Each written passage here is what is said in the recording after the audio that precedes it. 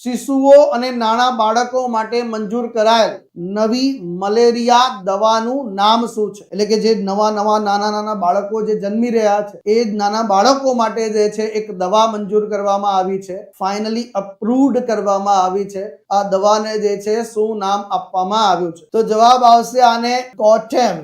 શું છે ભાઈ? કોટેમ નામ આપવામાં આવ્યું છે. આ છે દવા સાહેબ. તો આ જે છે ચિલ્ડ્રન માટે છે, નાના બાળકો માટેની જે છે ડિસ્પર્સિબલ જે છે દવા બનાવવામાં આવી છે સાહેબ. ખાસ કરીને શિશુઓ અને નાના બાળકો માટે વિશ્વની પ્રથમ મલેરિયા સારવાર માટે ઉપયોગી એવી દવાને જે છે મંજૂર કરવામાં આવી છે. નોવાર્ટિસ નામની જે છે આ કંપની છે. આ કંપની કઈ છે? નોવાર્ટિસ જે છે. અને એને દવાનું નામ શું રાખ્યું છે? કોટેમ રાખ્યું છે. અને જે છે સ્વિસ ઓથોરિટી તરફથી જે છે મંજૂરી મળી છે. મોટા ભાગના મલેરિયા સંબંધિત મૃત્યુ જે છે એ 5 વર્ષથી ઓછી ઉંમરના બાળકોમાં થાય છે. મલેરિયા જે છે સૌથી વધારે ઘાતક કોના માટે બનતો હોય છે? તો એ જે છે સાહેબ નાના બાળકો માટે બનતો હોય છે, એમાં પણ 5 વર્ષથી ઓછી ઉંમરના બાળકોને. તો આ જે છે એના માટે સરસ મજાની દવા જે છે મંજૂર કરવામાં આવી છે.